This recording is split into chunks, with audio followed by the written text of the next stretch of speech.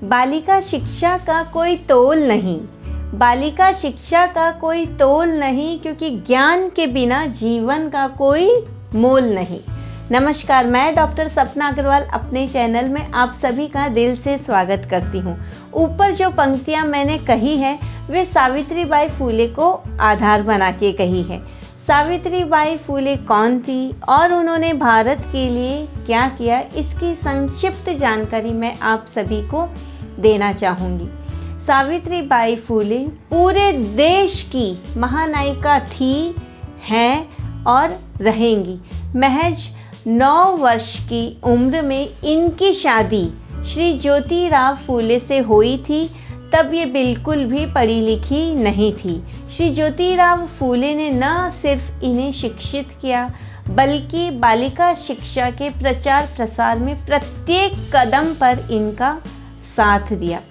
सावित्रीबाई फुले भारत की प्रथम महिला शिक्षिका बनी। महज 17 वर्ष की उम्र में ये भारत के प्रथम बालिका विद्यालय की प्रधानाचार्य और किसान विद्यालय की संस्थापक मिली। इन्होंने अपने पति के साथ मिलकर कुल 18 बालिका विद्यालय खोले। जिस समय बालिका शिक्षा को पाप समझा जाता था, उस समय इन्होंने स्त्री अधिकारों और शिक्षा के क्षेत्र में उल्लेखनीय कार्य किए। ये कन्याओं को पढ़ाने जब विद्यालय के लिए निकलती थी, तब लोग इनके ऊपर गोबर, गंदगी, कीचड़ और पत्थर तक फेंकते थे। ये थैले में एक साड़ी लेके निकलती थी। विद्यालय जाकर ये अपनी साड़ी बदलती और कन्याओं को पढ़ाने लग जाती। अपने पथ पर निश्चय के साथ आगे बढ़ने की प्रेरणा ये हमें बहुत अच्छे से देती है।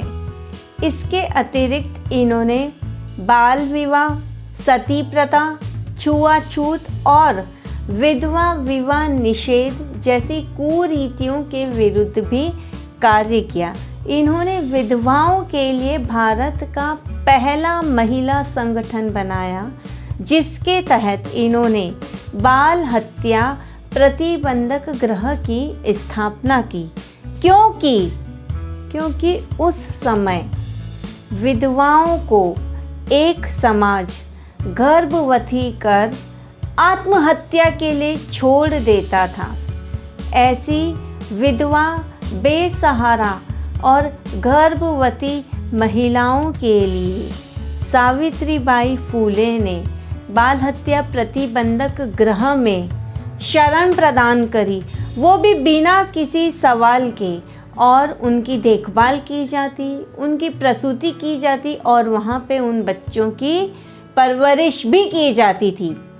ऐसी विधवाओं के लिए सावित्रीबाई फुले ने जो कार्य किया है, उसकी मिसाल हमें दुनिया में कहीं और देखने को नहीं मिलती है।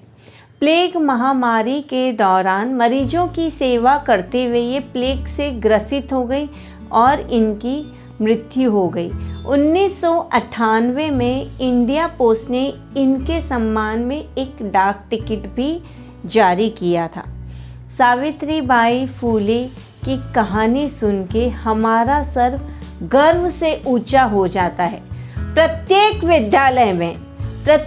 विद्यालय में इनकी तस्वीर होनी चाहिए और प्रत्येक व्यक्ति को इनकी कहानी पता होनी चाहिए, क्योंकि इतिहास में ऐसी कोई दूसरी महिला नहीं हुई है।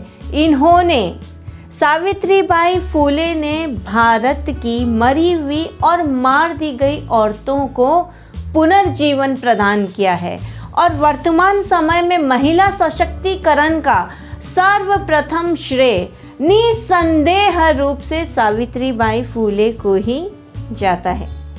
आगे भी यदि आप ऐसी प्रेरणादायक कहानियाँ और किस्से सुनना चाहते हैं तो मेरे चैनल को सब्सक्राइब कीजिए।